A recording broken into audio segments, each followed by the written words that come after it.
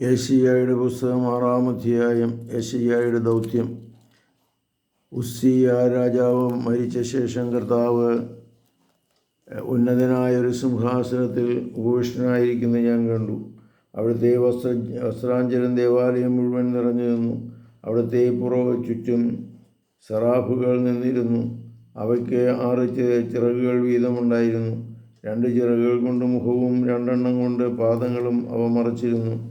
2 ചിറകുകൾ പറക്കാനുള്ളവയായിരുന്നു. അവ പരസ്പരം ഉദ്ഘോഷിച്ചുകൊണ്ടിരുന്നു, പരിശുദ്ധൻ പരിശുദ്ധൻ, സൈന്യങ്ങളുടെ കർത്താവ് പരിശുദ്ധൻ, ഭൂമി മുഴുവൻ അവിടുത്തെ മഹത്വം നിറഞ്ഞിരിക്കുന്നു.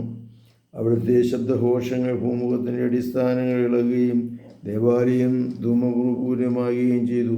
ഞാൻ പറഞ്ഞു, എനിക്ക് ദുരിതം, ഞാൻ നശിച്ചു. എന്തെന്നാൽ ഞാൻ അശുദ്ധമായ അതിരങ്ങളുടെ മധ്യേ വസിക്കുന്നവനുമാണ്. എന്നാൽ കർത്താവിൻ്റെ സൈന്യങ്ങളുടെ കർത്താവായ രാജാവിനെ എൻ്റെ നയനങ്ങൾ ദർശിച്ചിരുന്നു. അപ്പോൾ സെറാഫുകളിലൊന്ന് ബലിപീഠത്തിൽ നിന്ന് കൊടികൾ കൊണ്ട് എടുത്ത ഒരു തീക്കനലുമായി അവിടെ എൻ്റെ അടുത്ത് പറന്നു വന്നു. അവൻ എൻ്റെ അധരങ്ങളെ സ്പർശിച്ചു പറഞ്ഞു, അത് നിൻ്റെ അധരങ്ങളെ സ്പർശിച്ചിരിക്കുന്നു. നിൻ്റെ മാലിന്യം നീക്കപ്പെട്ടു, നിൻ്റെ പാപം ക്ഷമിക്കപ്പെട്ടിരിക്കുന്നു. അതിനുശേഷം കർത്താവ് അരുളി ചെയ്യുന്നത് ഞാൻ കേട്ടു. ആരെയാണ് ഞാൻ അയക്കുക? ആരാണ് നമുക്ക് വേണ്ടി പോവുക? അപ്പോൾ ഞാൻ പറഞ്ഞു, ഇതാ ഞാൻ, എന്നെ അയച്ചാലും. അവിടുന്ന് അരുളി ചെയ്തു, പോവുക, ഈ ജനത്തോട് പറയുക, നിങ്ങൾ വീണ്ടും വീണ്ടും കേൾക്കും, മനസ്സിലാക്കുകയില്ല. നിങ്ങൾ വീണ്ടും വീണ്ടും കാണും, ഗ്രഹിക്കുകയില്ല.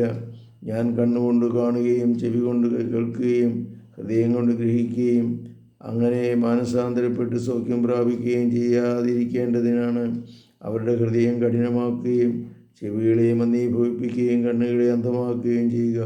കർത്താവേ, ഇതെത്ര നാളേക്ക് എന്ന് ഞാൻ ചോദിച്ചു.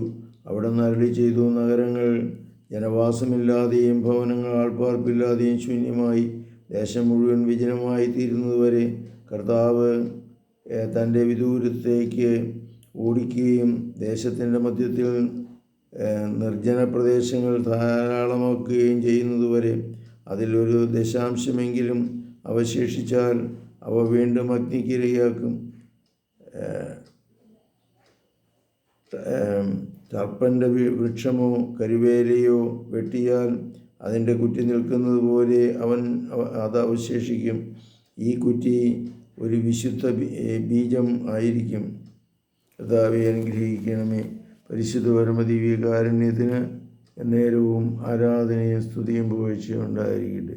ഈശോ മിശിഹായ്ക്കും സ്തുതിയായിരിക്കട്ടെ.